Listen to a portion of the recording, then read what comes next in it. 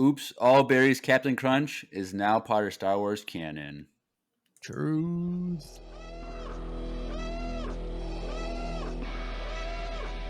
I find your lack of faith disturbing.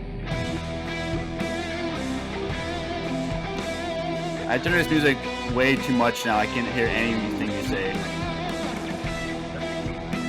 I can't hear what you're saying.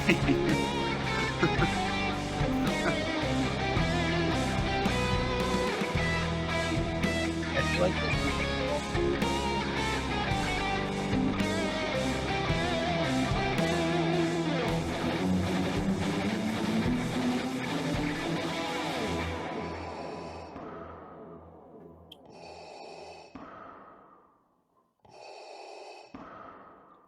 Hey everyone, welcome back to another Andor-tastic episode of Empire Radio. I'm Jeremiah.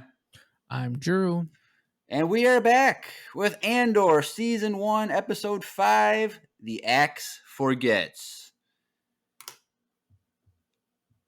You looking for You're a little late on trying to find a button there. I try to move through my paths. Yeah, so this is Episode 2 of this specific arc, which we'll call the Heist Arc. I don't know if that's an actual thing, but I guess that's what we're going with, the Heist Arc. And so you had some, before we talk, you had some comments about this, but I'll start out on a positive note. I think this is the best episode yet so far of this series. The show keeps getting better and better and better for me. Best episode yet? Yeah. Okay, there's only been 5 episodes, so it's not that hard to like.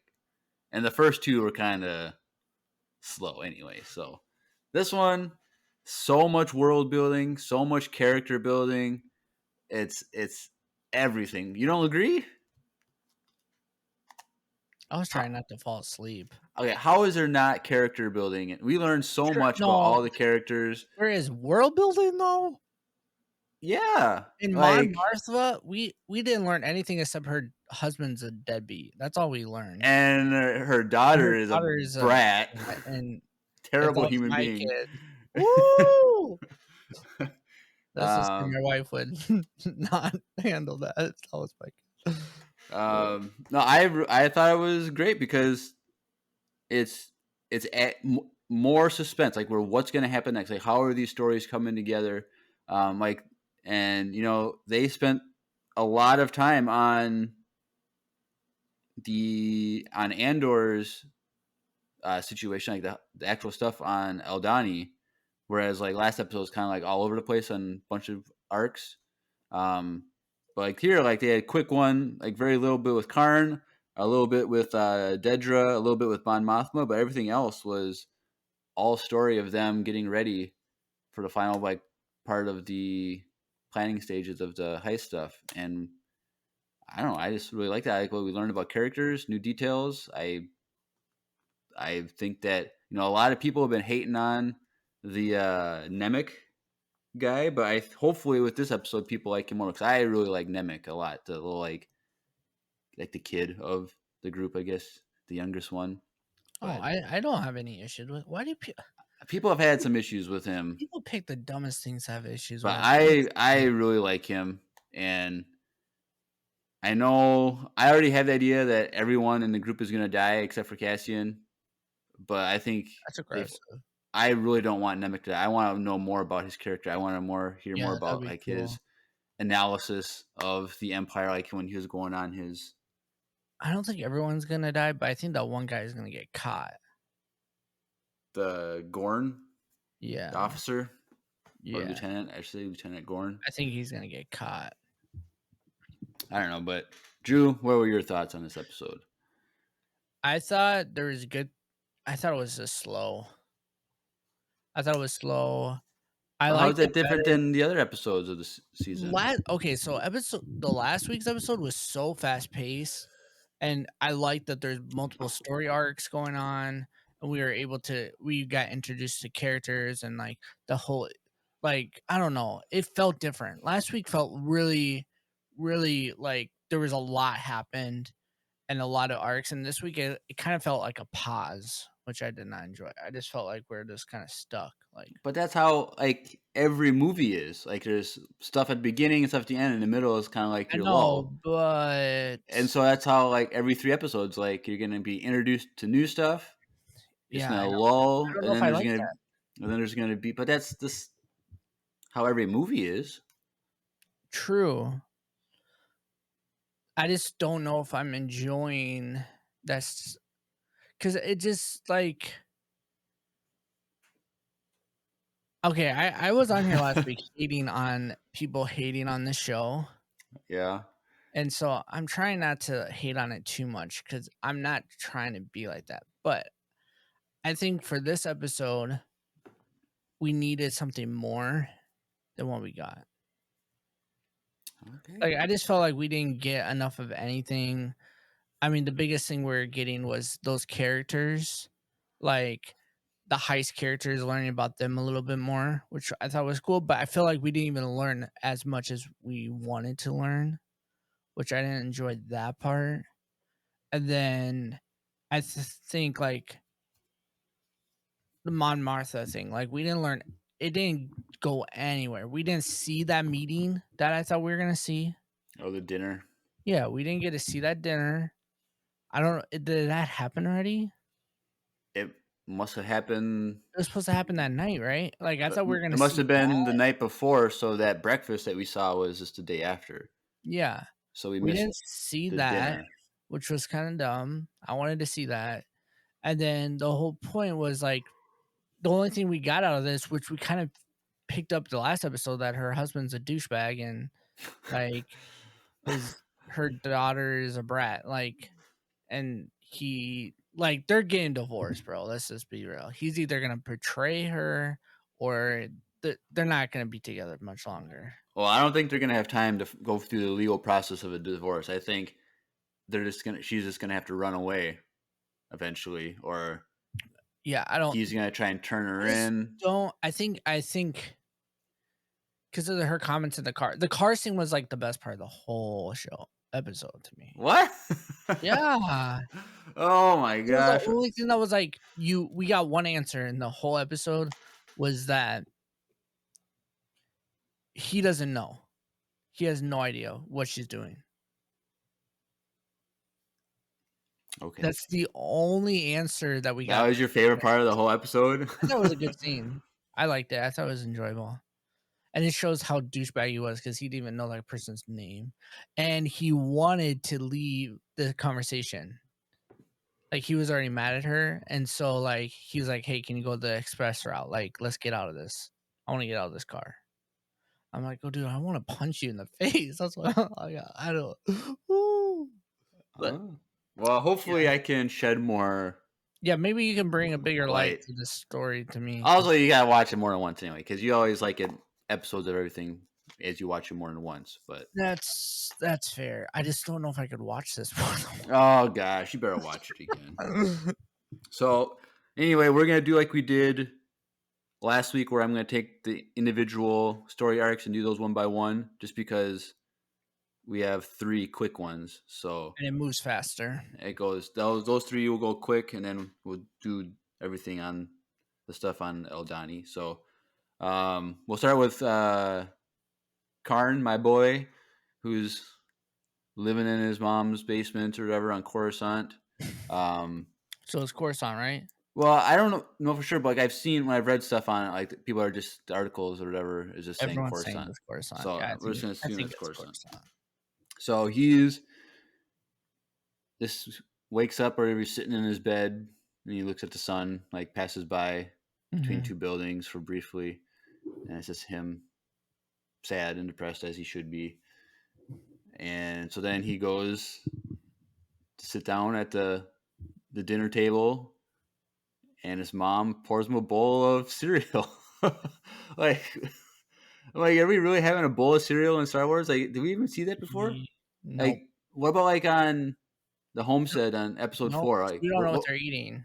Because I know they had the blue milk, but I don't remember what they ate. But like, it was literally, oops, all berries, Yeah. Captain Crunch. He even held it. Yeah, And was I'm like, bro, we know what this is. like if Captain Crunch doesn't have that on the shelf next week, I'm gonna be really mad. Like, With the Andor logo on it. yeah, like why wouldn't they do that? You know they're gonna open up a cereal bar now at Galaxy's Edge, like at Or like actually, Yellow said that. He's like, why don't they sell cereal at Galaxy's Edge? they're gonna do that now. It's just gonna be It's gonna be, you know what it's gonna be? Something in the cantina. It's gonna be like a cereal drink. It's gonna be like a blue milk, it's gonna be like boba, blended boba, yeah, boba, blue boba, and then they're gonna like have like a couple on the top of like as a something cool. garnish. And it's gonna smoke or something Star Warsy, but yeah. Or they're gonna sell this like a little box, like a little box of cereal for like $10 or something, like those single serve True. ones, you know. Dude, that box was kind of cool looking. Yeah, that was a weird looking box. You know what it reminded me of? Have you ever seen like those like Caribou or Starbucks like coffee boxes? No, You probably have like probably have. I don't someone really. brought it to like I don't church. seek out the coffee yet. True, but they come in like boxes sometimes, and kind of looked like that. It had like a little handle. So yeah, they're probably gonna sell that box of cereal. Yeah. So But now if that we know, Crunch doesn't sue Disney, they're missing out. well, they're not the only sphere-shaped cereal in the world. So With that color, that's the color of cancer right there. what? That's the color of bad teeth. Oh yeah. But yeah. So this mom just starts lecturing him about being a failure, basically. And like, well, you have a plan? Do you have a prospect of what you're gonna do next? And blah blah blah. And he's like, and he's just mad, like, you could have came and visited me on Morlana 1. And she's like, you never invited me. And it's just like, Yeah, what was that line she said? Like, an open invitation is not an invitation at all. yes, something like that. I was like, dude, I need to steal that line. You can Oh, use there that you go. You for get a like tattoo of family that on events your. that I don't want to go to. Be like, You wow, can have that going all the way down your leg. That can be your next tattoo. that's like when people what is that term when people get mad they weren't invited or they feel left out? What is that term the kids say these days? I don't know. I'm so lost with modern slang. Like I've been Child. watching like TikTok stuff, and everyone's saying bet, and I'm like, this is That's so old. That's not even modern anymore. That's behind. no. I think it started like a couple years ago, but it's like every single Yeah. video, it's like everyone's saying bet. I'm like, I type that to people. I can't. I'm just too old. I'm 33. I can't Bro. even. All I right, can't even. Drew just turned Totally. 31. I did. He's old too. Last week. So, Last week I turned 31. So we're just old hags over here. We don't know slang anymore. Old. Hey, 30 is the new 20, right? No, 30 is the new 40. Nope. I told you this.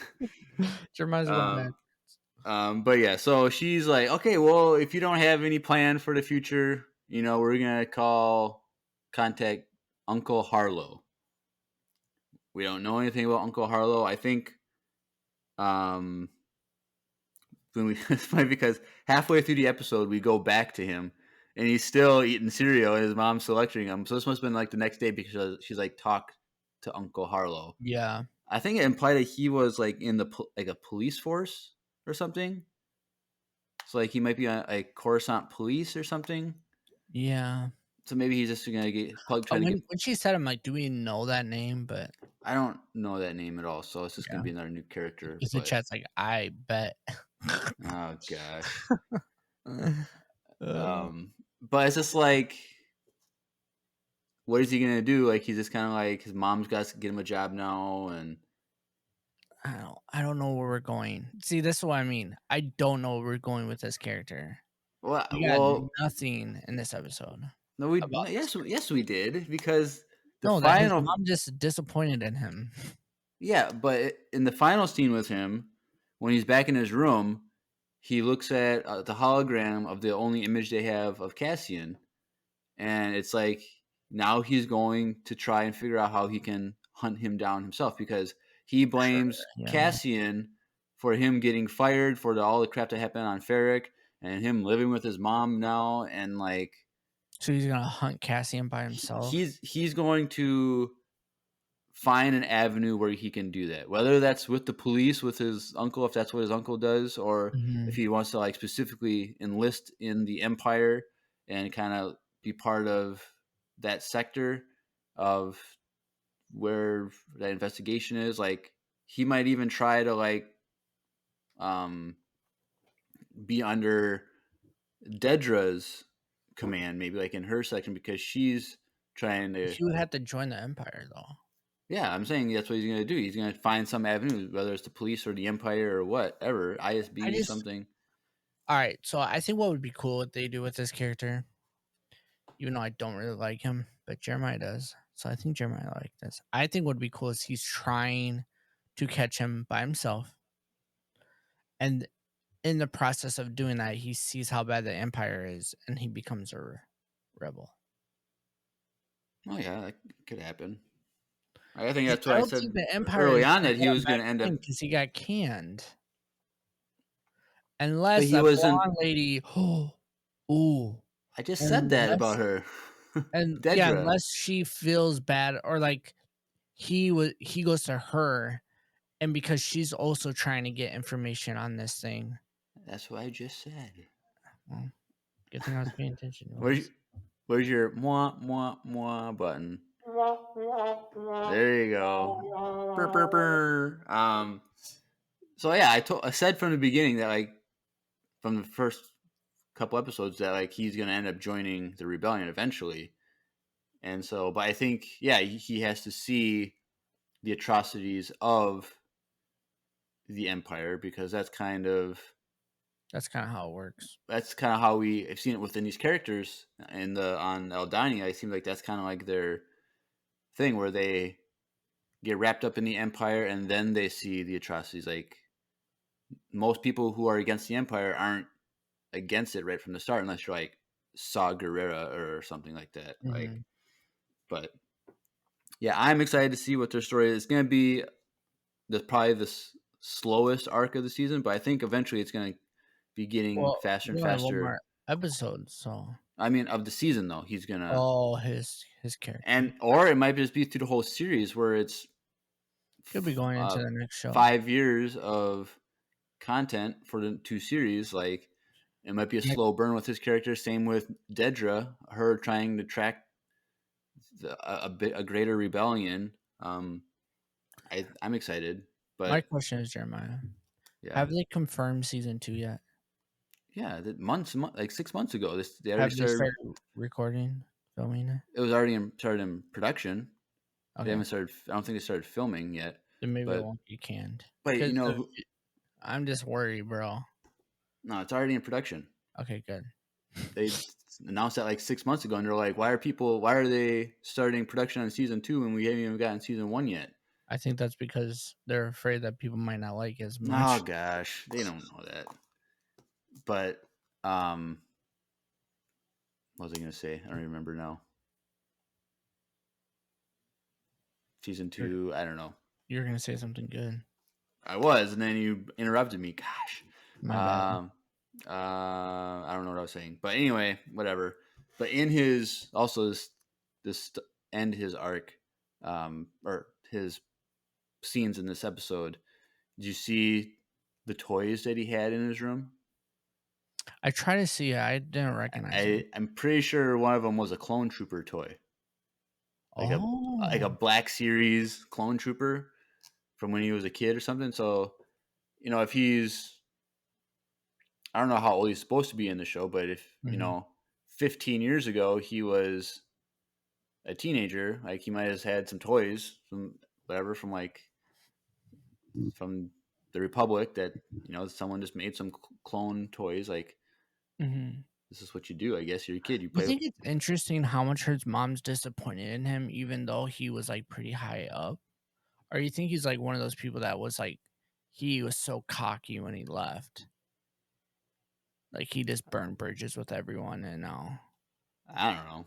I It think it might be sounded that because his mom slapped him, you know?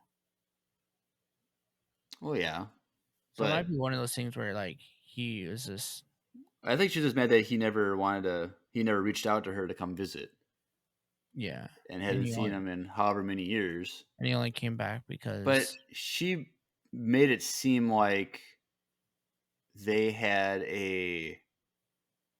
like a purpose to do something. I don't know. Maybe I don't know if it came off like anyone else, but it seemed like she wanted him to accomplish something specific Mhm. with the career that could be accomplished through these other avenues that she was hoping he had. So I don't know what that would be. Maybe I'm just kind of reading into it more than it really is, but um, I don't know. But like I said, I like him. I'm excited to see what happens with his character. You also know in the chat said, "I don't want a bad guy to become good. I want bad guys to stay bad guys." That is a true thing, but this is also a show about A rebellion. rebellions and people 'Cause become. who's that? The main guy in the Clone Wars that was like the bad antagonist the entire time became good. That Okay. one guy that was in the he was the guy that kept trying to hunt, or not the Clone Wars, sorry, and Rebels. Oh, What's Callus, Agent yeah Callus. yeah? Well, So it'd be similar to that. maybe. I think there's plenty of villains in this series to keep this state evil, and so Yeah. and I think what we have to understand is it's just like I said, it's the start of the rebellion, like people joining a greater rebellion. So you're going to see defectors, Mm-hmm. but like the show is also like rebellion in general against the empire in general. And Yeah. so like yes, I think we are going to see Palpatine soon, maybe next episode. Um but like I don't think we're going to really see major villains. I think we're supposed to see the empire in general as the villain. And so we'll see like minor ones like um Dedra and her rival Belvin and some of those other ISB Mm-hmm. people. Um, I was like semi hoping that his uncle would have been like Palpatine or something crazy. Like what kind of twist would have that been? that That would would have be been so cool. stupid. um, yeah, that'd be lame. um, but yeah, I think so. We just gotta like keep like what the characters whatever happens to each character has to be understood in light of like the bigger picture of what the story is illustrating, and that's a growing rebellion Mm-hmm. against the empire. And so like I said, some people are going to defect to join the rebellion because that's just what a rebellion is, and then the villain is the empire rather than individuals. um but yeah, so we spent a lot too much time talking on that guy for how little time he's in there. But Yeah, for how little time he's actually in it. but we mentioned Dedra, so she is back at the ISB headquarters with her like I don't know, like subordinate or whatever, her number right hand man, and they're still talking about like there's a bigger connection of these things happening. They're like the guy's like it's too random to be random, or it's something like that. So it's It's like too much of a coincidence to be random. or something like that. And so Because even she said like the thing about it is if she would do it, it would be this random. right, and so like this is always one little quick scene with her. So it's very we didn't get a lot with that, but it's her gonna double down on her theory and get the evidence because last episode, the head guy, what's his name, Partagraz, was like, until you bring me like Evidence. concrete evidence of this, like I can't take anything seriously. We're not gonna put resources into that. So I think that's what she's gonna be working on.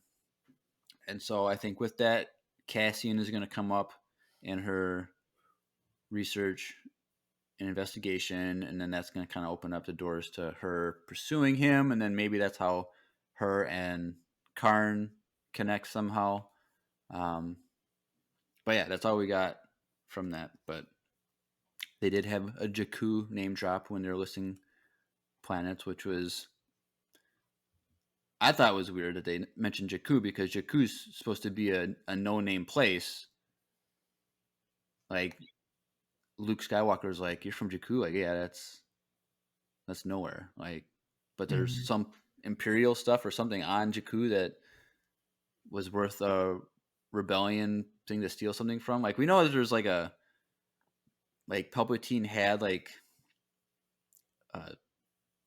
was like a bunker of like archive stuff, like some stuff like he hid on the planet, but like I don't know if that's what they were breaking into or something. But I don't know, Jakku, people are gonna be excited for that name, I guess. But That was like the only main name drop, right? that and like Hosnian Prime, which is, but that's just whatever. And then whatever. And Fondor, whatever. Like, we don't care about Fondor. I don't even know if we've ever seen Fondor. So it's just, We might now. maybe. Maybe. But yeah, so that's that story arc. And then we get a little bit more information. We finally get back to the planet Ferric, where the Empire is taking over. So it's kind of cool to see that, where they clear out a hotel in that city, and are going to convert that into their headquarters for on this planet. So that's pretty cool. And then it seems like maybe there's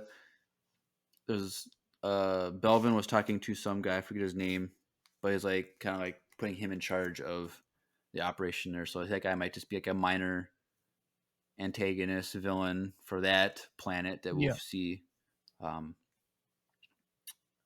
But yeah, so there's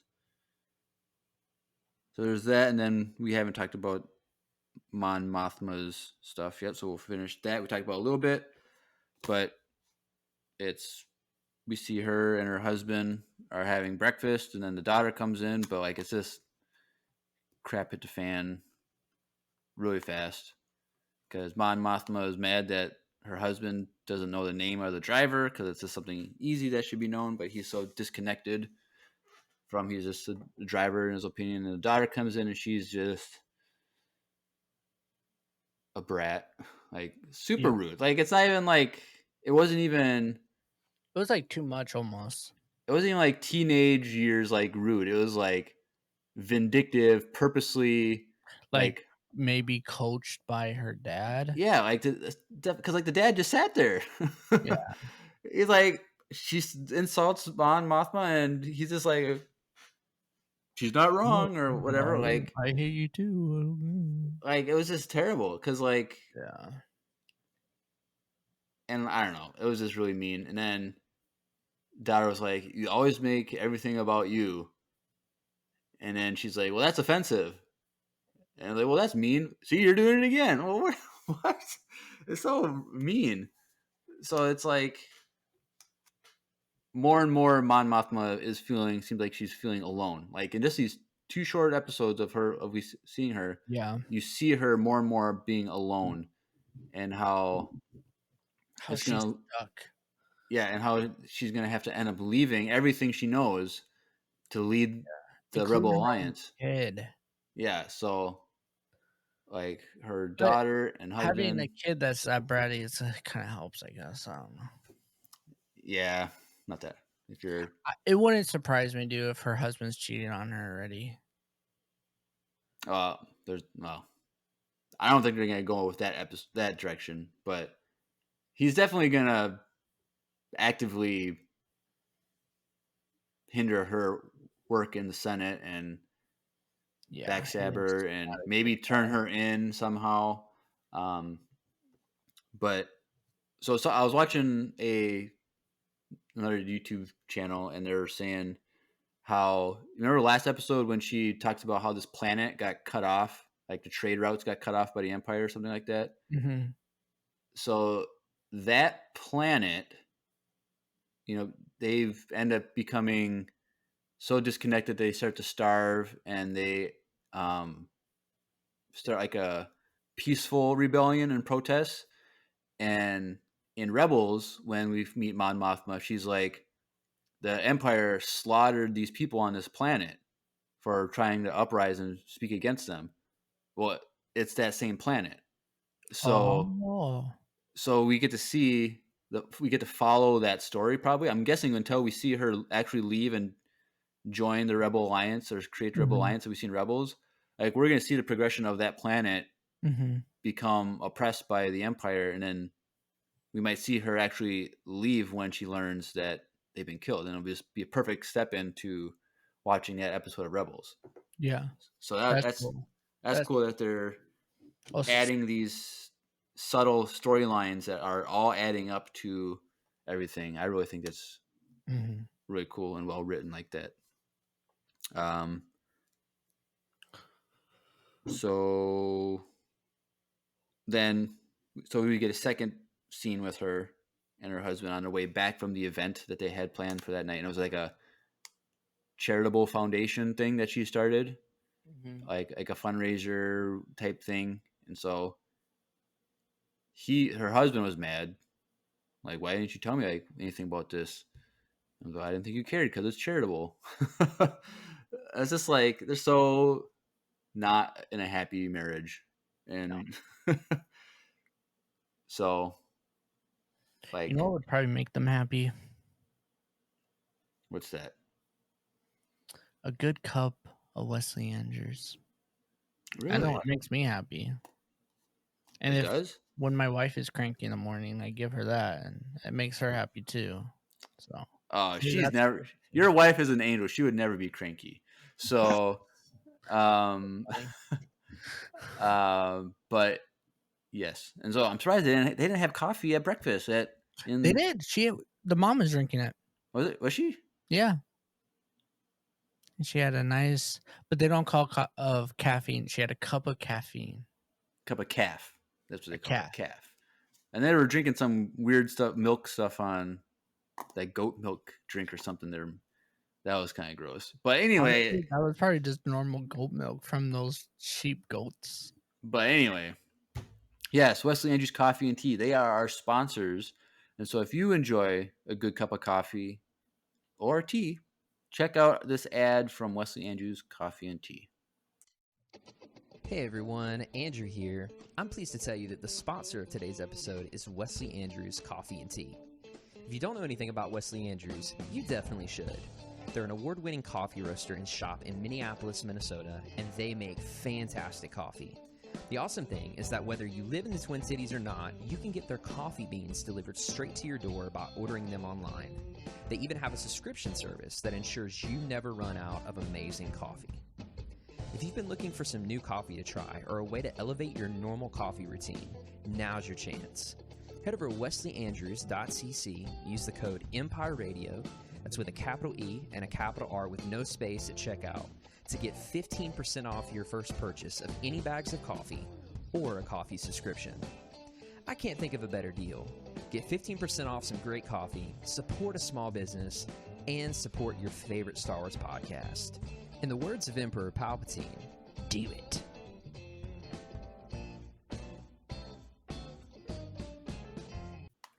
Do it. Do it. All right. So then that's the last of Mon Mothma's little bit of story. And so we can jump into the Andor arc of everything that happened on Eldani. So Andor wakes up in a hammock and he realizes his stuff is missing. So he runs outside and he sees Skeen out there by himself.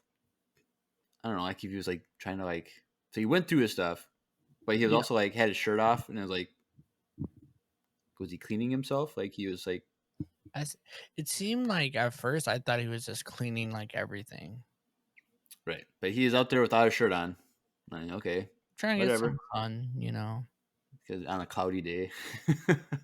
But yeah, so he's out there and Cassian is like, "What are you doing with my stuff?" type of thing. He's like, "We're checking to see what you got, and you don't got a lot of things. Looks like you were in a hurry when you left." Mm-hmm. He was already like weary, and he's noticed like one of the blasters he had was uh, uh, from the corporal security Yeah. thing. Like, how'd you get this? Like, whose was this? Like, sorry, I Was- didn't ask for a name. Like, Yeah. It implying was the that one that he killed the dude with. yeah. So like, and then they just kind of like start talking, like whatever, and he looks at the tattoos. He's like, like you recognize my tattoos. He's like, I do, and so he's like, what's this one? The one that was on his chest. I was like, had like, I think it was like a C with like looked like a barcode almost. Mm-hmm. He said, Cassian was like, that's crate head. Now I don't know if that's anything. It's spelled the same as, I believe it's spelled the same as crate dragon. So I don't know if that has to be a tie. I don't know, but we don't really know.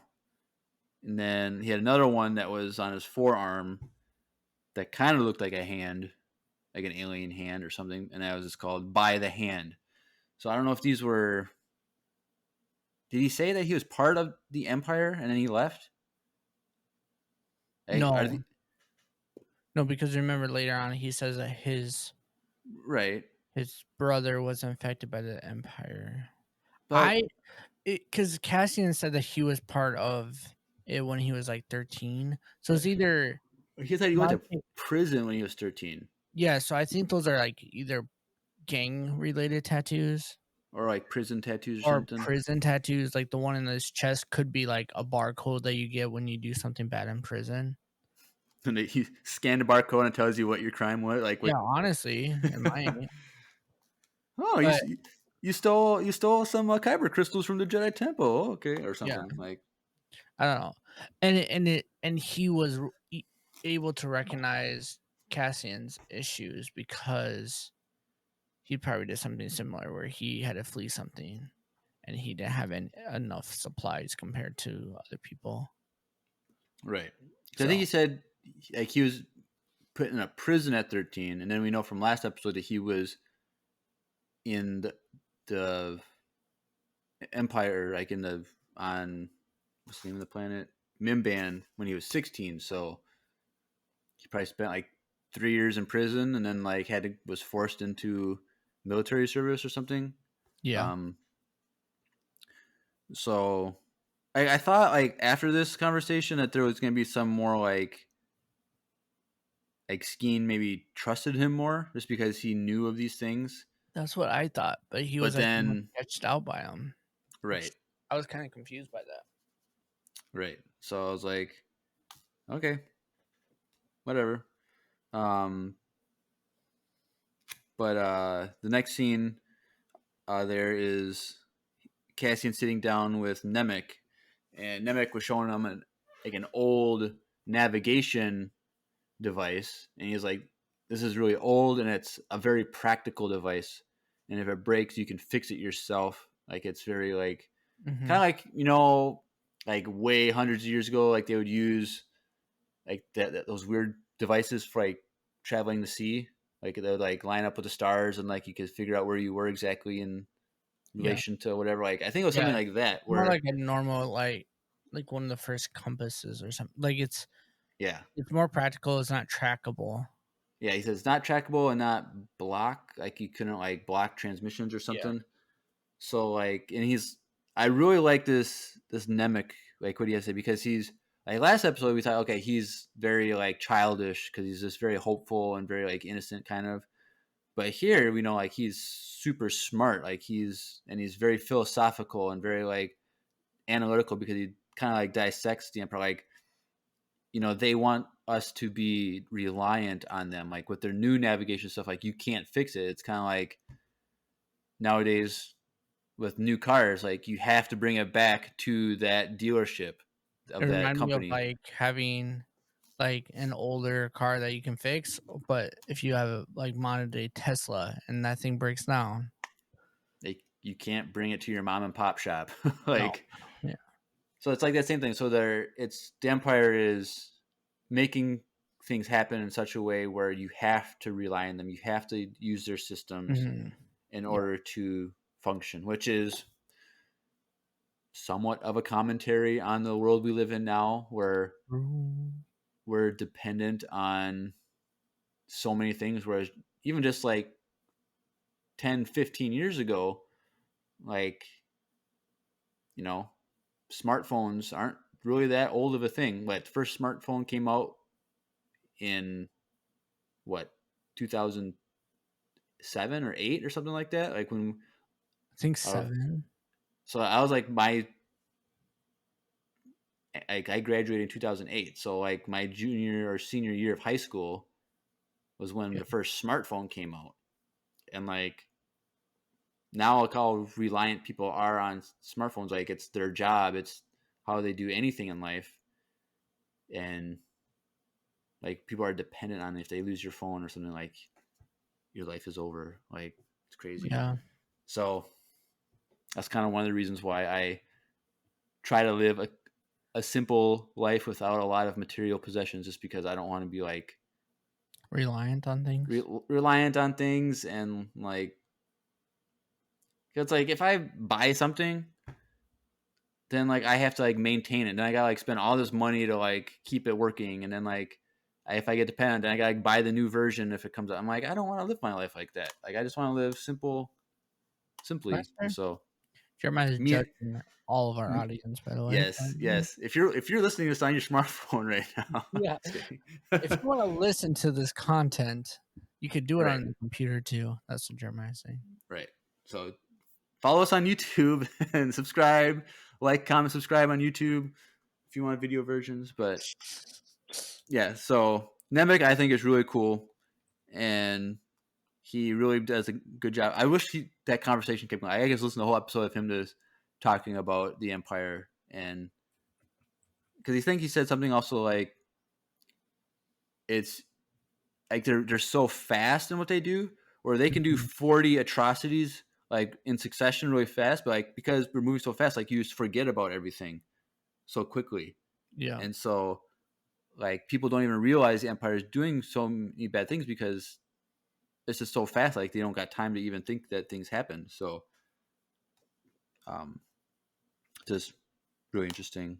But then after this, Val and Tierman brought him into one of the huts and kind of asked him about the train thing, the rail car, and like, how do we like this thing can fly? Yes, but in order for it to move up the track, it has to be adjusted for weight. Like, do you know how to do that?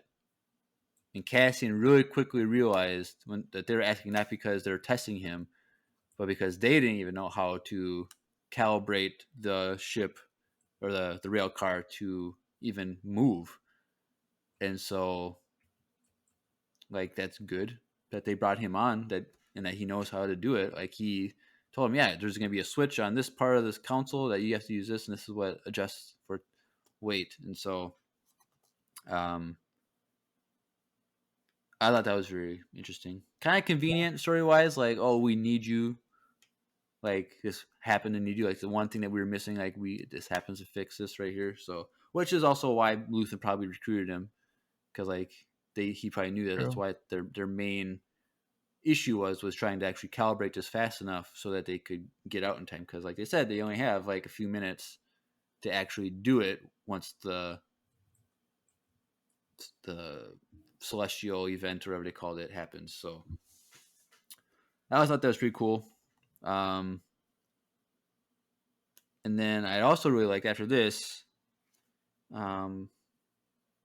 Tierman brings Cassian out into the valley where they are, and kind of uses the valley as a model for where the dam is, river dam is. And so I liked how they set up that camp there, because it was literally the same dimensions and mapping of the actual site. So like, and they had like their huts like right where the troopers are going to be coming from when you're in the valley. So I thought that was really cool with Besides the fact that they went to there every day, it was another way for them to always remember their mission. They're always focused on it because they saw it daily, Right. which I thought Yeah. was cool. And like if they're out there walking around in that valley, like they know that if I'm standing here, it's going to take me 10 minutes to run up the hill and get to this point if I have to. Like they can easily navigate those distances and eyeball everything and practice things. So I thought that was really cool how they kind of built that world like for that camp, like very specific. It wasn't just because I thought it was kind of weird that I felt like they were out in the open. Like even we see like a TIE fighter just fly over them, like right next to them. But I don't know if it's necessarily that they don't know they're there. It's that they're trying to get rid of them. They said that throughout the Highlands, wherever they are, there's like a few hundred of the locals left. So like the Imperials know that they're there, and it's probably just assumed that the rebels there are those people. But I was like, man, if I was planning something, I wouldn't want the Empire to see me at all. But they had to do it like that so they could practice and have better visuals. So yeah, I really like that. But then we see Lieutenant Gorn back at the actual site of where the heist is going to be, and he goes to the temple ruins on where the Eldanis are going to gather for this celestial event. And that temple thing, which we saw in like the models, but also like the actual one, was like covered in like garbage and stuff and like tin metal plates that they use for target practice, and like they were supposed to clean it up or whatever, but individuals were I'm about to sneeze. I'm trying to like sorry. But they're like, well, we couldn't clean it up because so and so were called in to move furniture because some Imperial engineers coming to visit the site. Yeah. So it's like they're trying to get that right. So like the temple area wasn't clean. He's like, I'm gonna be back. You gotta make sure that this is cleaned up. So they're like cleaning up the garbage and stuff. So they're trying to like make the facility look presentable when these people from the Empire come and see things. So I thought that was kind of interesting because he has to maintain the image that everything is happening the way it's supposed to. Yeah, it's nothing's out of the ordinary for the situation that's happening. Right. And so then we see them. So then after this, it goes back to the main rebel group, and they're practicing marching, like how Imperials like march. And so we kind of saw that it was hinted at like before and then they flash to the Ferric scene where we see Imperials marching, and then we go to this scene with them practicing marching, and then Cassian's like, well, it would be best if you two switch because you're left-handed and the way you carry your weapon would fit better. And so I thought it was cool that Cassian knew everyone who was left-handed, who was right-handed, and how like I think Nemec was right-handed, but he shot left or something like that. Yeah. So it adds to Cassian's credibility as how he pays attention to everything. And how he's an asset to the team. Like he does pay attention to detail. He's just not there as some random person. Like he actually pays attention to details and knows what he's doing, and it's the same reason why Luthen recruited him, because he is like this. Yeah. So I thought that was really cool. And in this episode, which we don't, it's not really fully clear, but it kind of implies that the guys in the group are going to be doing one thing on the mission while the two ladies do something else.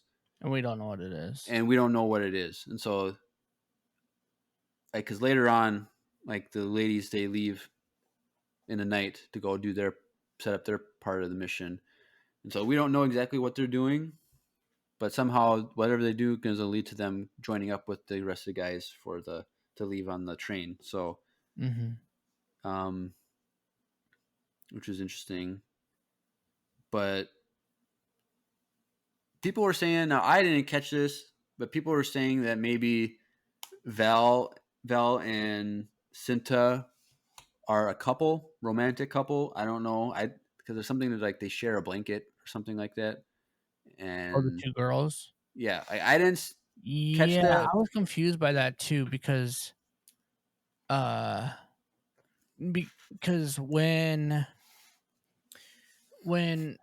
they were saying like, oh, like who are you loyal to or whatever, that guy was saying that to Cassian, and he was like, this person's loyal because of this person's loyal for that, and then she's like, he said that she was loyal and she already gives up her blanket. Something like that. And then, but I thought there was a But it moment seemed like where Cassian was interested in her. and Cinta, yeah, like Yeah. they shared a look at each other. So I Yeah. don't know. I mean, Maybe it it's could- this. I'm sure it's just gonna stay like a subtle thing, like if there is, it's supposed to be implied, but like I don't really know if we're gonna see anything more than that. But we'll find out when one of them dies first. yeah, so R.I.P. whoever dies first. But I'm just curious on what they're gonna go do. Like, where are they going? Because they weren't practicing marching. They were like, they're doing something.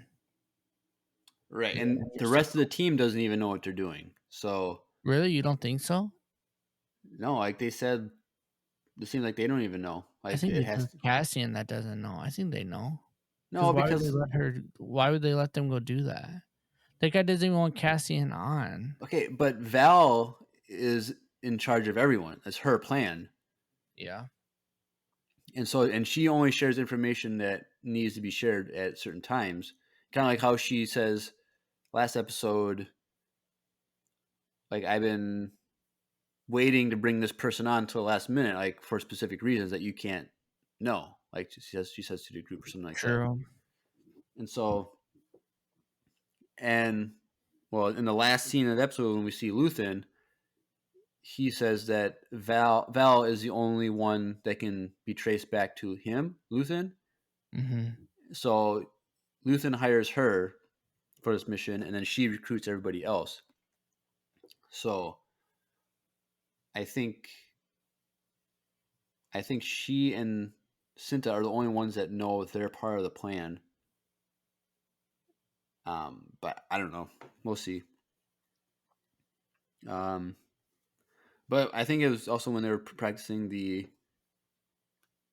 even when they're practicing marching, when Cassian's like, "What are you two doing?" Like they seem like they're still disconnected. Like the girls are doing their thing, the guys are doing their thing, and the guys didn't even know. Yeah, But- that's what it feels like. It feels like they don't even know what's going on.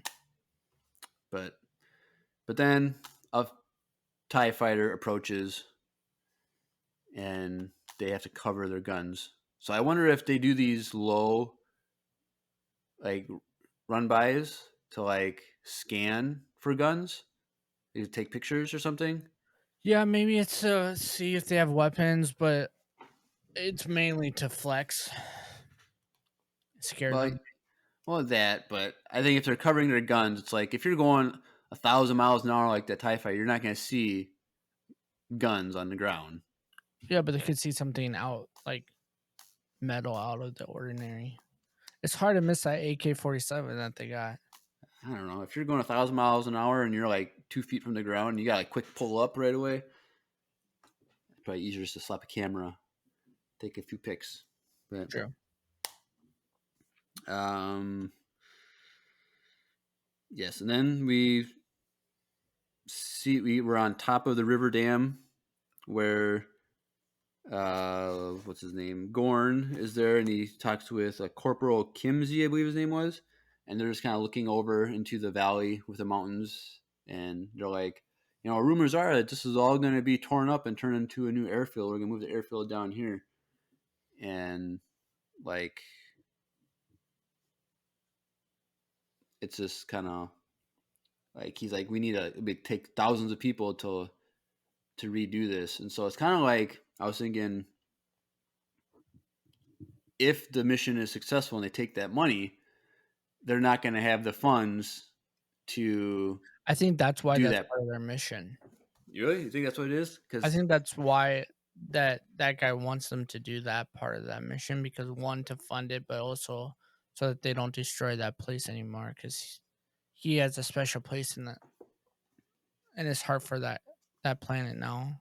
yeah, because I guess it was before this. They say that the reason Gorn is betraying the Empire is because he fell in love with a local.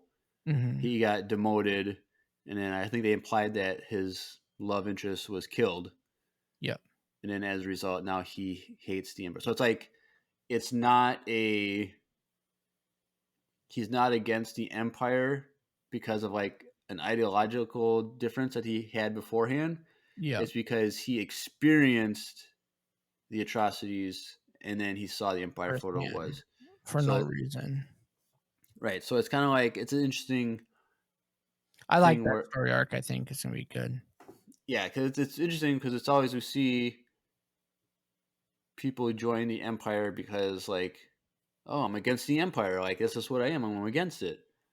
But like for him, it's not even he's not against the Empire. It's he had an experience that caused him to see it differently. It's kind of hard to explain. It's just like a nuanced thing where it's kind of like just I don't know. I couldn't even think of another example. It's kind of like it's the end result is the same, but the motivation is different than what a lot of other rebel members have. Yeah. But I thought it was kind of cool that we learned that about him. But this Corporal Kimsey, I wonder. I don't know. I felt like maybe he's going to have more story than just a throwaway character. I think he's going to have next episode. I think he's going to maybe discover the rebels doing their thing and tries to. He's like the first one to die, or he's the one that calls in troopers or something like that to confront what's going on. So keep an eye on him because I think he did talk to later. He is one of the members that Gorn talks to down in the vault to like, hey, there's gonna be a new schedule for tomorrow night or whatever. So, yep. Then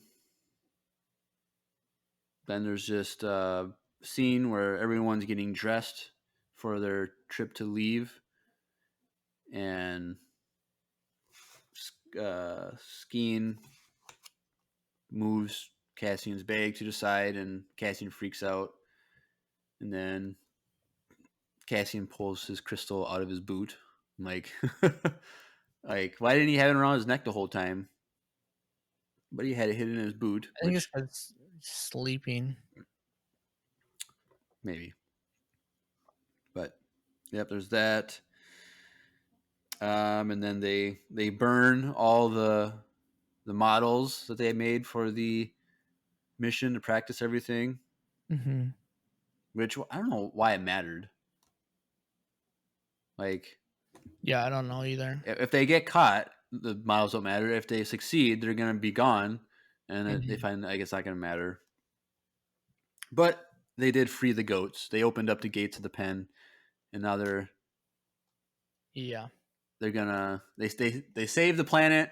The mission is successful, but then the goats overpopulate and they take over the planet and destroy the planet of its resources because it eats all the grass. Like that'd be kind of funny. They were chowing down as soon as they got out of that pen too. Oh yeah, yep. So that planet's going downhill really quick after this. Just fine. Goats planets don't need to be around anyways. Yeah. Oh, but then then we get to the vault scene where we actually see down in the vault where the rail car is, and then we see the actual vault itself. And so Gorn went down there to tell him that there's going to be a new schedule for the next day. And I was watching the same people I was watching on YouTube about like kind of discussing this episode, how they kind of interpret this. Like they caught it better than I did, but he went down there saying that there's going to be a new schedule. Yep. But then like he has to continue to make it look like everything is still functioning as normal, but like he wants to, because he says like there's a new schedule and there's gonna be people down here scheduled, blah blah blah. But then the other two are like, no one wants to come to this planet, but if you are assigned, you hope to be here on that third year when the crazy celestial event is. So it's like he wanted it to be their idea to have a skeleton crew like down there, because he's like, I need you didn't get this wall painted. This has to be painted. Like you need to be here tomorrow to get it done. But then like, but sir, we want to see this thing. And so like it kind of like he made it look like it was their idea to say, okay, I'm giving you the option to like, we'll delay the painting because we'll give you these guys so that it's, I don't know, it's kind of cool like how he wants it to be their I idea. thought it was very cool because it made it, like you said, it made it seem like it was their idea to not be down there, so that it didn't look like he just purposely planned it so that it was like, it had to be like, it wouldn't be his fault. That and like it was like it was on accident. Yeah, it was like an accident situation. It wasn't like a situation where, because if he just made a skeleton crew schedule just for the fun of it, like it might be suspicious. Yeah, they but then start questioning Axe. But then as when soon as this goes down, that the blonde-headed girl is gonna go straight there. Right. So I wonder if this was find a picture of Andor in the thing, and it's all going to be tied together. Yeah, I wonder if where this planet is, like what sector it's in. Is it in her sector, maybe? It's gonna be, or is it gonna be in that Blevin guy's? Because he's in charge of 6 sectors, and I think they said she's in charge of 1 or 2. So like crazy if it was. So I think it'd be cool if it was the Blevin sector, just because then it would cause her to have more conflict with him. Mm-hmm. Like, because that's kind of like their story is like she's in conflict with. I think it's gonna be part of.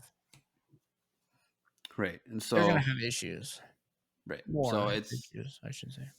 So I think it's cool. So we're gonna have a skeleton crew down there, and to make it easier for them, and then they actually go into the vault and show us all the physical credits. Mm-hmm. And it was a lot of credits down there. So like I wonder like how much one of those pieces a lot is worth, because like we never really get clear how money works in Star Wars. Because like what's the value of one credit, right, to the American dollar? Because like sometimes we see they throw them like a few pieces, and it's like enough. That. It's enough to like buy like some fruit, but then like when Luthen goes to pay for that Star Path thing, like 40,000 credits, and he pulls out like 5 discs or 5 pieces. So it's like we don't know what it looks like really. Right, but it's cool that they get paid in cash though, and not like direct deposit into their account. They get taxed somehow though. The Empire. Do you think the Empire makes people pay taxes? Really? Bro. Either that or your life. One of the two. Yeah, that would be no fun. But we might as well just listen to another commercial break. We're doing 2 commercials now every episode, and we do our Wesley Andrews Coffee and Tea one, but we also have a fun one that we have for a art project that we are working on.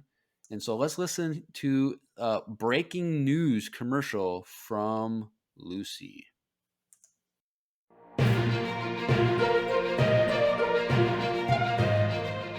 Hey everyone, Lucy here from Wild Space Channel 66, and I'm pleased to tell you that we've received a distress signal. Well, that part's not pleasant, but what is great is that you can help. According to this group of individuals, a Star Wars audio drama was created by Empire Radio listeners sending in voicemails. It's all original, it's all entertaining, and it's all audio and no visuals. That's where you come in. They need you listeners to send in your own art to illustrate these voicemails. You don't need to be super experienced, and you choose the medium. Some examples include Lego, digital art, painting, and black melon sculptures? That's a new one. Anyways, the process is super easy. Just look in the description for a link that will take you straight to a Google Doc. Inside, you will find clear and helpful instructions on how to submit your art. In the words of Emperor Palpatine, do it. Do it. Do it. Yep. So if you can draw, paint, do digital art, anything, we'd love for you to check out that link in the description, the VCU Illustration Project.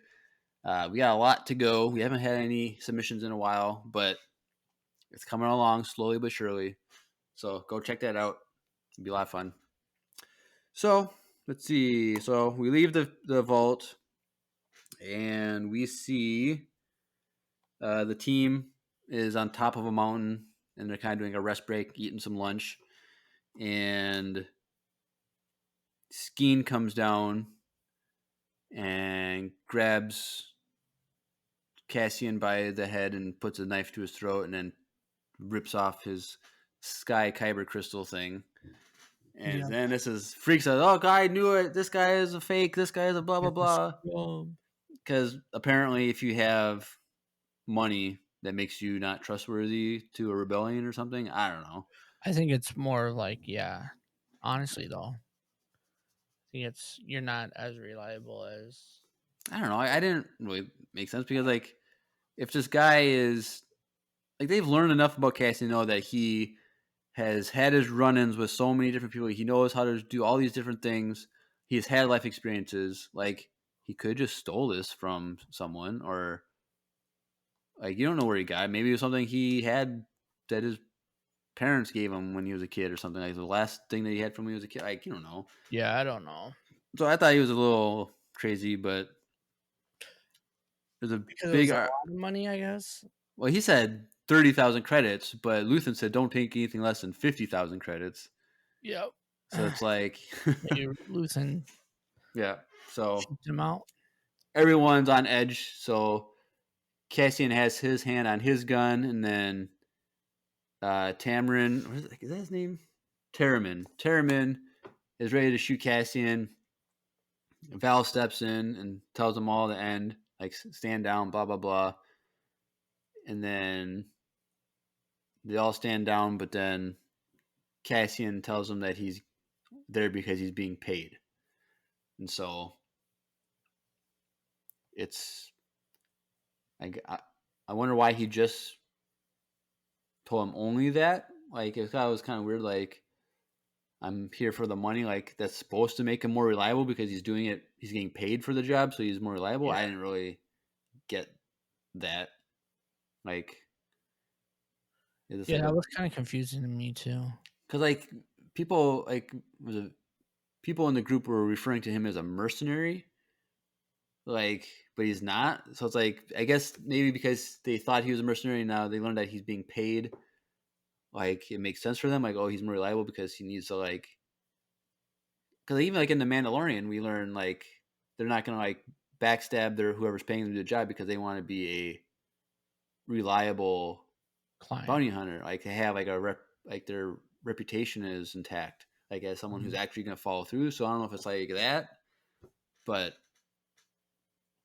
it calms them down, and they continue on.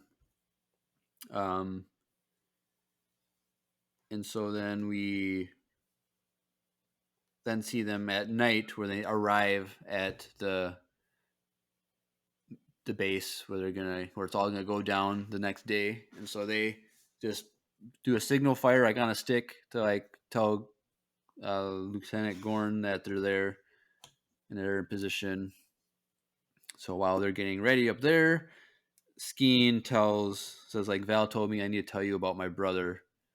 And so then he says, like, his brother was a farmer. The Empire came, took his land, and then his brother committed suicide by drowning himself. And since then, I've hated... It's pretty sad. Like, he said that he put rocks in his pockets and then jumped off into the water. Like, I think It was pretty... drowning, for me, drowning is, like, the worst way to die. Yeah, 100%. That's like that's like the scare, like burning it to death would suck. Burning is pretty bad. But that seems like it's quick. And I hear that like after like 10 seconds, like all your nerve endings burn and then you don't feel anything. I don't know if that's true, How do but you know that? well, they can know what happens to your body when it burns. Like things tell you what happens. Plus, people have survived terrible burns. So, True. but man, drowning, that's like the scariest way to go. Like I have a slight phobia of being like on a boat because like one, I don't know how to swim. Well, you And don't? so I don't know how to swim. Oh, GG. So like I don't like going on boats, and I can't even tell you the last time I've been on a boat, but I would not want to be. Or I think like I'm on like in the winter, like going across like a bridge, and like it goes off the bridge, and we skid off and go into the lake and like go through the ice. Like it's not fun. So don't if you have a choice on how to die in life, don't go with Don't take drowning. rocks in your pocket. Don't do that. That's terrifying. So then the brother was like, or Skeen was like, that's the closest to an apology you're going to get. And Cassian was like, it's good enough for me. So it seems like at this point, everyone is now on everyone's good side, it seems like. Yeah. I think at this point, because of that interaction, everyone's like, okay, fine. We're all on a team. Because, we forgot to say, like, when they're on the mountaintop arguing, when Cassian confessed things, like, he had a really good point on how it's the day before the mission, like, everyone is scared, and everyone's going to want to find some reason to call it off, and you're just trying to use me as a reason to call it off. Really cool And way to... Yeah. So I think that's that, like, way of thinking of things really caused everyone to trust him, because it's like, yes, we're all scared right now. Like, we could all die tomorrow. But he was saying, like, you guys were going to find a different way to be scared. Yeah. So it's like, don't blame me for your failure. Because he says, being afraid is not the same as losing your nerves or something like that. Like, yeah, you can be afraid, that's fine, but don't like freak out and like sabotage everything. Because they're like, oh, you're just scared. He's like, yeah. Yeah. Like, if you're not scared, like, that's when you should be. That's when worried, because that's when you're too confident. You're blind to the risks of your life. Yeah. So I think at this point, like, everyone's on the same team, and when Val and Cinta say, okay, it's time to part, it's now Termin's. He's fully in charge from this point forward. He's like, I need you to say that you understand that I'm in charge. And I was like, yep, you won't have any problems with me. And so then the ladies leave to do their mystery part of the mission. And then the last scene of the episode is Luthen back at his shop. And so he's on a radio, like, and I think they said that he was on it like all night, trying to hear, like, are they canceling the mission? Are they stopping? Like, whatever. So, but the assistant lady, Clea, she's like, you need to get off that. Like, there's nothing you can do. Like, either they fail or they don't. Like there's nothing you can do. Like, you worrying isn't going to fix anything. And she's like, and this time tomorrow, this will all be done either way. And he's like, or actually just begun. Like, which is it was kind of cliche of a thing, like, but it was also cool the way he said it. It was like, or it's just begun, like, the rebellion is officially going to start. And so, and that's when he says that Val is the only one that can be traced to him, but he's like, but I guess Cassian too, because those are the only two he actually specifically hired and had contact with. Yeah. So part of me wants to think that Val is going to die just because then that cuts off that tie where Luthen can't be traced anymore. Like, it's a loose end on his end that he doesn't have to worry about. He just has to worry about Cassian moving forward. Mm-hmm. That'd be interesting. But I'm excited for I'm excited for next week's for sure. Yeah. I think it's gonna be a good episode. I don't know. This one was just a little too slow, and it kind of dragged a little bit for me personally compared to like last week's. I felt like last week did not feel like this. This one it was just like, where are we going? Okay, we already know that Mon Mothma's husband's a deadbeat, or what else is there? Oh, this guy hates his mom, and her mom hates him too, and he's a spoiled brat too. Like I don't know. Like I don't know. You're blowing way out of proportion, I think. But Probably. that's just It just didn't like. It was a fine episode. Like it's not like it wasn't enjoyable to watch. I just don't. I was hoping for even like more stuff. Like I was honestly hoping that we were gonna get the heist in this episode, and at the end of next episode would have been like the results of what happened. But now they're gonna cram like the heist part in this one and the results of what happened to that heist in one episode. But I don't we've been getting consistent long episodes, so it's fine. so I don't think we're gonna see like a follow up to like the success of the mission. Like I think it's just like he's gonna Cassian, whether it's more than one survivor or if it's just Cassian, I think he is going to escape with all that money. And I think it's just going to be implied what's the use is going to be like in the next arc after that. I think there's going to be a time jump after that, after the next episode, because season 1 is supposed to span a year. So I think there could be 6 months time jump between arcs. Well, somehow I feel like this money is going to go to what's his name, because we haven't seen him yet in the show. Who? We know he's in the show. Who? Why I'm spacing his name right now off the top of my head. The big famous actor guy. What's his name? Wow. Forrest Whitaker? Yeah. Why would it go to him?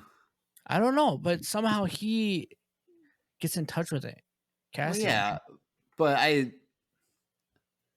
don't think he's going to be given the money. I think Luthen's in charge of the money. Same with, because last episode he talked about the circle of people. That's him, Mon Mothma, and whoever she's trying to get in.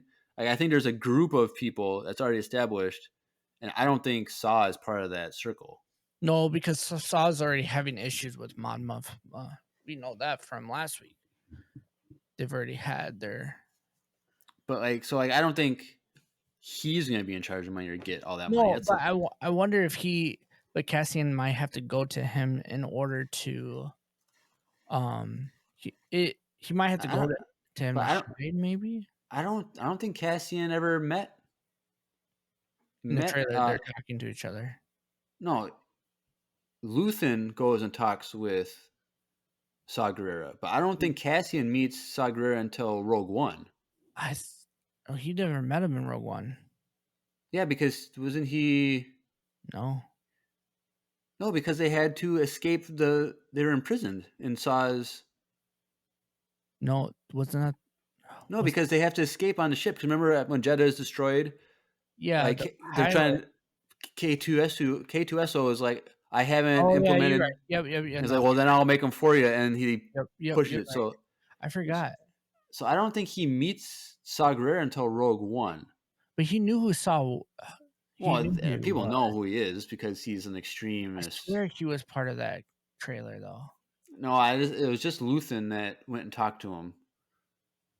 And so I think we'll see. Luthen just goes and talks to him like the time. Yeah, because I think that he wants to make sure that there's minimal contacts like between people. He wants them as separated as possible, and for Cassian to be introduced to Saw means Cassian can be led back to Luthen and can be led back to Saw, and then that's like a 3-person triangle that could be connected if someone gets caught. And I think he doesn't want to do that, so I don't think Cassian's going to meet him.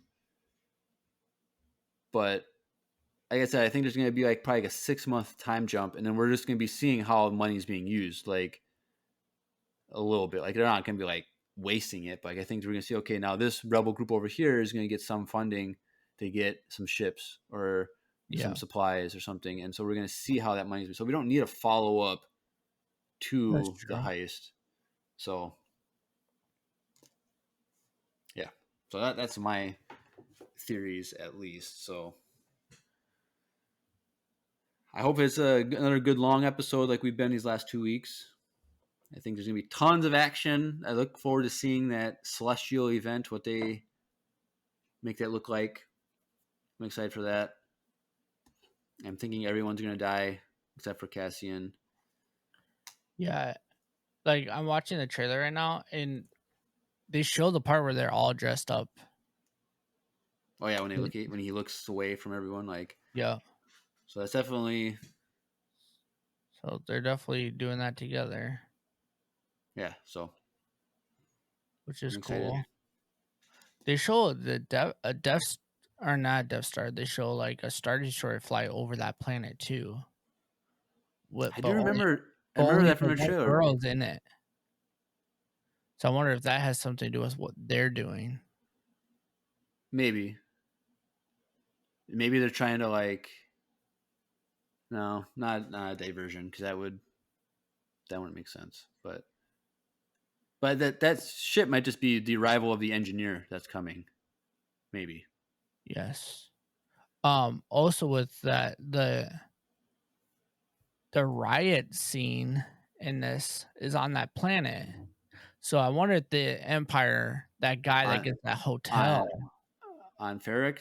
Yeah. I wonder if that guy gets that hotel and then he starts like doing all this like stuff, and then those worker guys start rebelling against them right away. Maybe, because we do know Cassian does say to his buddy, like, I will find a way and come back. Mm-hmm. So like we know he's going to go back to Ferric at some point. And so I don't know. That might not be till like the final arc of this series, or maybe not till next season or something. But yeah. Any other theories or ideas or anything? Any other comments? No. Right, I'm just curious if he's ever going to see that girl again. Bix.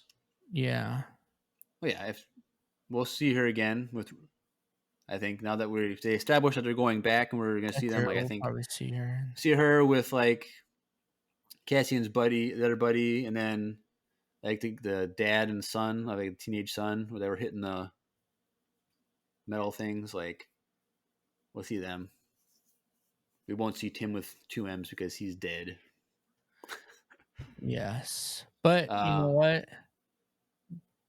You go back and watch this trailer. It kind of helps you. Maybe you shouldn't. If you don't want spoilers, this trailer kind of actually puts some pieces together that you forget about. And then like there's scenes that you're like, oh, that's definitely the heist. Oh, that's definitely this part. Like, yeah. So I haven't gone back and watched it for a while, so maybe you shouldn't if you don't want to be spoiled, but probably not. I think next week we're gonna see the heist. I think we will. All right, cool. So yeah. Overall, I rank it 7.5 out of 10. Heists. Or no, kyber crystal things. Or bowls of cereal. 10 bowls of cereal out of 10. True. But yeah. Oh, I also forgot to mention during the breakfast scene, there's Meluran fruit on. There was. Mm-hmm. Which is, I think, what they used in there was like the actual like prickly fruit that like you can buy in stores, like dragon fruit or whatever it is. I've never bought it. Which I thought Melurans were like bigger and kind of like, I knew they were prickly, but I thought they were like bigger and more like colored like a mango, where it's kind of like the orange and green kind of. That's what I thought they looked like, but apparently maybe when they're fully ripe, they're all orange. I don't know. Maybe. But all right, cool. Well, that's the Axe Forgets, which we never talked about the title, but the guy says like the axe forgets, but the trees always remember. Yeah, implying that the Empire knocks down trees, but like like regular people, and then people always remember what the axe has done. So interesting title. But all right, well, let's transition over to everybody's favorite part of the show, voicemail time. Let's do it.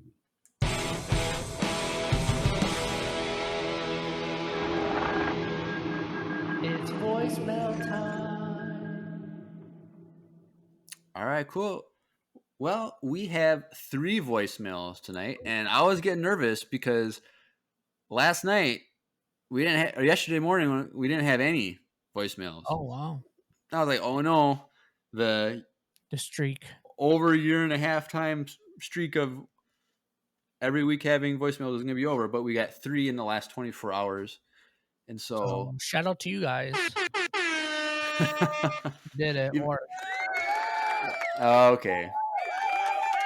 So shout out to you guys for But we have the first one is from a first time sender. Ooh. And also what makes it more exciting is it's an international fan. So let's see if we can decipher the accent on this one. So this first one is from someone named Toby. So let's take a listen. Hi, Amper Radio. This is Toby sending in his first voicemail. I just want to say your podcast is awesome, and it helps you wind down after big days of school. But also, it helps me get through the days of school, just listening to your podcast. But anyway, my question is, what do you think is the most impactful moment in Star Wars? I know you've already made a video on this, but has any opinion changed after the recent shows we've been getting on Disney Plus? Anyway, thank you. All right, thank you, Toby. Now I'm gonna assume Australia because New Zealand, I say, is like more like a soft Australian accent. So I was kind of between the two, but I feel like he was a little more stronger in his accent. So I think Australia. I was never gonna say Europe, like London. Oh no, this is 100% Australia or New Zealand. I didn't get Australia at all. No, the way he said "awesome," like that's. Chat, the chat saying like Irish. No way. Now I said like a few. I think that's not thick enough. Okay, first of all, I said like a few weeks ago when I think it was Addie asked us about accents. I was like, Irish is like one of my favorite accents, so I would definitely have picked up on Irish. Me too. And your boy is from. It sounded like well, Europe. Toby, send us in another. Let us know where you're from. I think you're from. My final answer is Australia because I think you had the stronger accent than someone in New Zealand. New Zealand has, but let us know. The UK. The UK. No way. No way. All right. You want to bet a quarter? I'll bet you $1. No, that's too much. It's too much. Whatever. You get in trouble for that. What? I don't. Oh, did you get your email? No, I don't want to talk about it. Did you get declined? I don't know. They never emailed me. I never got one. I got my email yesterday. Got approved. Nice. So it's only $487. See, there's socialism for you. They promise you $750 to $1,500, and you only get $487. There's your economics class for today. And hopefully you don't get taxed on it. No, you don't get tax free money, dude. But yes, Toby. Yes, thank you for the voicemail. Yes. Send us another follow-up. He said that it helps. Listening to a podcast helps him get through the day and helps him get through the school day. So, are you listening to us, watching us when you're at school? Because if you are, awesome. No, pay attention in class. Do your homework. Get those. I don't know if you get how grading works down there in Australia. Do you get A's or do you get like? I don't know how they do it these days. But yes, he asked us what is like the most like pivotal moment in Star Wars, like most like important like thing that happened. And we did do an episode on it, like you mentioned, I think. And I have no idea what I said. I probably said something like Order 66 or like something. I honestly don't even remember. I have to go back and listen. We've done so many things. I was looking through episodes like a while ago, like a few weeks ago. I was like looking at numbers and stuff. I'm like, hey, don't even remember this episode. I never even talked about doing this. Like we did an episode, a cantina discussion on the book or on Boba Fett, and I completely forgot we did that, and it was completely relevant to the Book of Boba Fett series that when we went over that. So it's like, Yeah. but most impactful, and he said, is would the new Disney Plus series Change it. change anything? It's kind of hard to say because the Disney Plus series, well, you got like Mando and the Book of Boba Fett, Mhm. along with Ahsoka coming out next year and Skeleton Crew.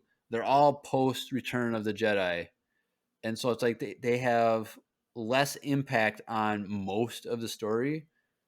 So I would say no, it doesn't have a lot of effect, but I think moving forward it will have an effect on like the sequel trilogy stuff and that time period between trilogies. Yeah. I'm really hopeful that this show is going to really be impactful on how we interpret Rogue One, Rebels, and the original trilogy. So I'm kind of hoping for that. But I also think that Order 66 is one of the most pivotal things, like the fall of the Jedi, because that is what causes the Empire to rise and Yep.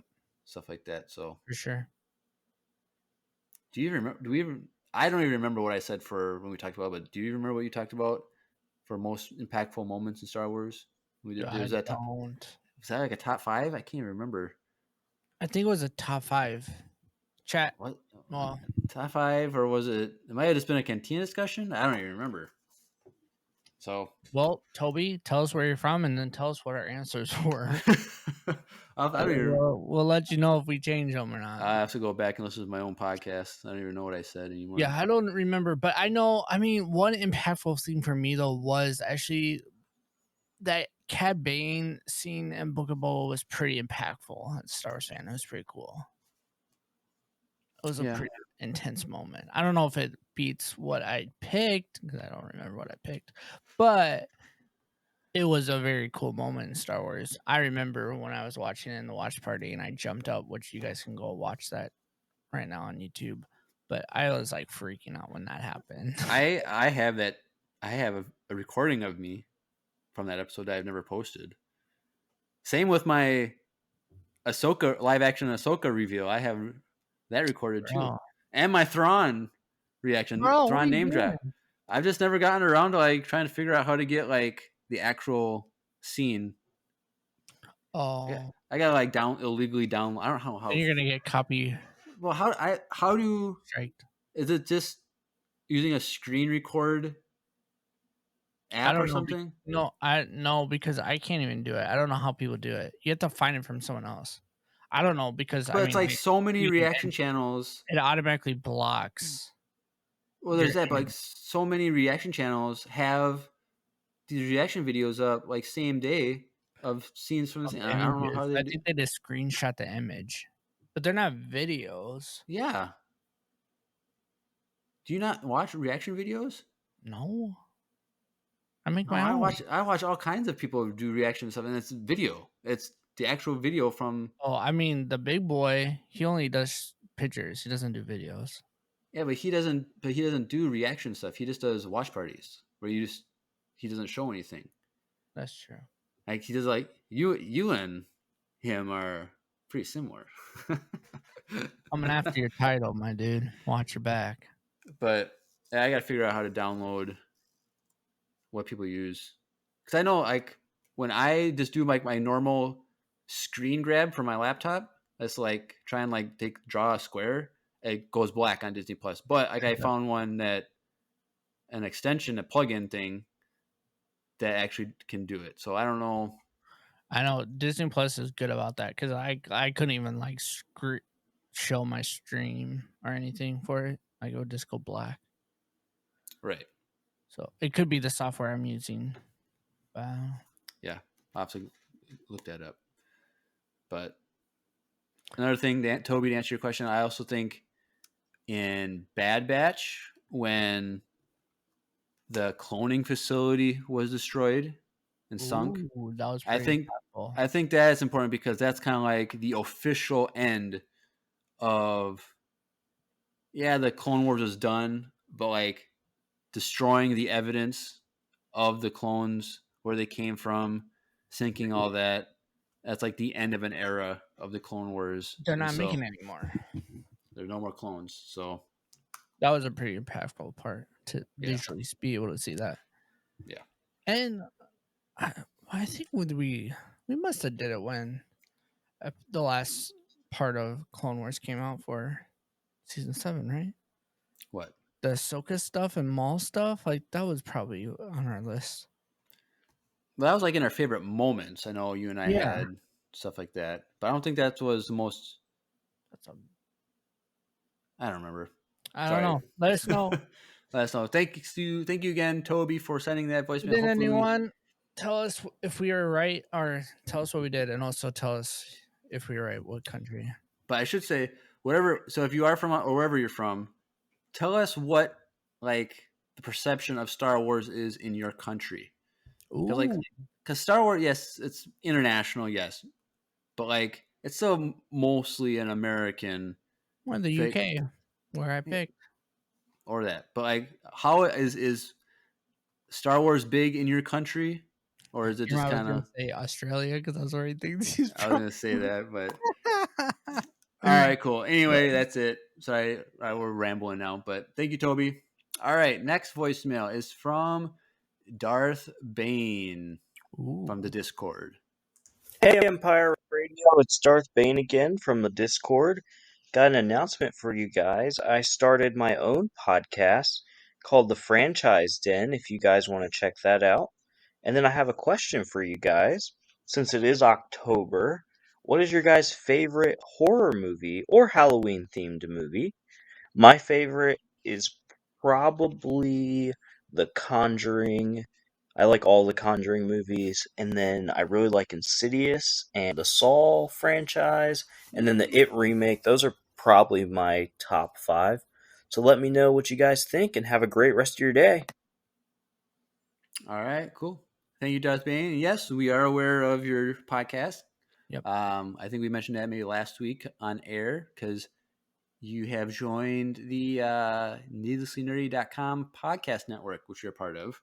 And so that's exciting. I think another one of our fans that started a podcast is joining that as well. I'm not going to say that officially until it's official, but I think one of our other fans is going to be part of that network as well. Everyone's making podcasts now, you guys. Yeah, we got Darth Bane, we got Brady, we have Lucy, we have Caden. I know Squeaky from Discord said she wanted to do that one about like superheroes or something like that. So we're starting a trend, Drew. Apparently. Maybe we could start our own podcast network. Yeah. But yeah, so October, scary movies, Halloween movies. I don't think I've ever watched a horror movie or a purposely genre of a scary movie before. Never? I don't think so. You didn't watch like the new It movies No. that came out? I wanted to see it, but then like I just These are on Okay. HBO. yes. I think maybe on Netflix too. I don't know. But I don't know. I've never really been in, like I don't really care about I think scary movies. the new It series is pretty good, and especially the episode 1, the first one, because like what's his name's in there from Stranger Things. It has that feeling to it. Like you would like that movie. I think it's just as scary as like Stranger Things, or you know what I mean? Like it's not anything crazy. I'm trying to think. Honestly, like I'm not a huge fan of scary movies. I think like Get Out is probably one of my favorites. Get Out or Us was really good. I haven't seen Nope yet. I want to see Nope. And then I like the new It movies. I did see those in theaters. I like the first one a lot. Not the second one was okay, but I like the first one. But I don't really like my wife can't. She can't watch. You guys don't understand. She can't watch anything unless it's straight up just Star Wars. She could handle Star Wars, but like besides like that's probably as intense as it gets for her. Like I watch Stranger Things by myself. I watch any like I started watching that Jeffrey Dahmer show, and Did she couldn't- watch? she Did she watch couldn't- Cobra Kai with you? she makes fun of it and calls it Karate Dad. That's about all. She's not wrong. That's about all she does. But then there's also this like Halloween movies, like Disney Halloween I movies. mean, yeah, you can't go bad with like Nightmare Before Christmas. Like that's a solid film. I watched that for the first time last October. Was the first You time I like ever watched it. It was okay. Like a lot of these movies are they're like All right, that's all. yes, that's how that goes. Yes, I get like the hype of it because like when it came out, it was innovative, but like True. now it's just like whatever. I still like the stop motion stuff. I think they should do more stuff like that. I think it's a really cool way to do. Or the claymation stuff. Yeah, so like that stuff I think they should do more of. Like I'd be interested in seeing more stuff like that. But like Did you ever watch like the scary movies, no. like the make fun of franchise? No, I never watched that. Like I remember like watching like Halloween Town. You ever watch that on Disney? There's like Halloween. That's like Disney one, and there's like Under Wraps. Like there was like that one where they making like a new Under Wraps on Disney Plus now. Like Under Wraps is like this zombie or not zombie mummy came to life, and these kids like discover him. And they're like best friends with the mummy, and they're like trying to like unite him with his long lost love that's a mummy also or something like that. Oh yeah, I remember that. So like they made like a I don't know if it's like a reboot or a remake or Is it a sequel. show? I think it's a movie that just came out on Disney Plus. Mm. I should probably revisit Under Wraps and watch that, but Or like the what's that Halloween Charlie Brown's Pumpkin or whatever. oh, I never watched that. But That one's pretty popular. yeah. All right. Thank you, Darth Bane, and good luck on the Franchise Den, your podcast. If you're listening, he does like more like a wider range of franchises, like a bunch of movie and TV shows stuff. So he does Star Wars stuff. I think he's done some MCU stuff. I think he just did something like on Avatar, like the Blue Alien movie, like because the second movie comes out this year, like in December, I think. Did you know that, Drew? I did. I want to watch it. Yeah, we should go. I'm down. I think it's in December. So should we go to like the zoo? What? Watch it on the IMAX. Oh, I was like zoo. Like, why are we going to go to the zoo? The big thing, maybe. Because most of this one apparently is underwater. It is. So that'd be kind of cool to see in the dome. We'll go. We'll go. We'll think about it. Let's go. Let's go though. Yeah. All right. So final voicemail is from Addie. So let's take a listen to that. Hey, Empire Radio. It's Addie back at you with another voicemail. Today is a very special voicemail because I have a huge announcement. I have a date, well, somewhat of a date, for casting for the film. I will be starting casting hopefully in December of this year and maybe January of next year. But that's not the only announcement I have. Although I've finished my first script, I have started on my second. Yay!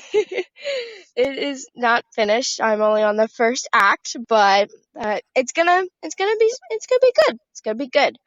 Anyway, I'm running out of time. Hope you have an awesome day, and may the force be with you. Bye. Thanks, Addie. And let me tell you, when I listened to that for the first time, she got me with her little trick. I thought she was going out on a date. I'm like, I was gonna be like Big Brother. Like, nope, I gotta meet this boy. I gotta sit him down. You're too young. Like, what are you doing? And then she said, "Oh, it's date for casting." So yes, so you got me, Addie. You got me.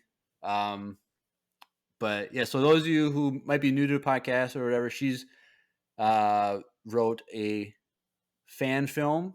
Based on Bad Batch characters, and so she's gonna do casting for that and get people to join the cast so she can film that fan fiction. So someday when that's all done, we'll definitely promote that for you, Addie. I'm excited to see, because I've read the script for the first fan film, so that's pretty good. It's pretty juicy, very good. So I look forward to that. Is that what the kids call it these days? Juicy? Yeah, sometimes.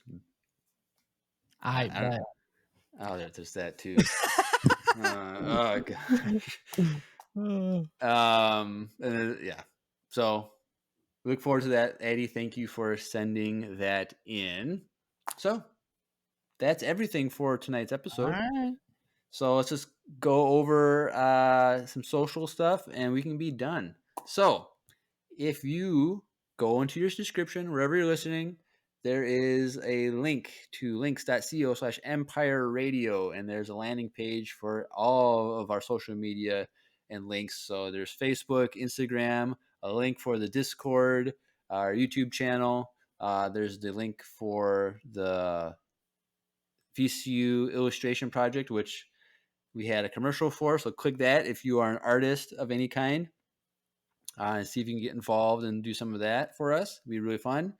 There's our fan email. If you just want to email us about anything, there's a link to send a voicemail. If you've never sent in a voicemail, we love hearing from our international fans like we did tonight. So let's hear some more of those. Or if you're just from lame old America, you can send us a voicemail too. We love hearing voicemails from new people and stuff like that. So send in the voicemail.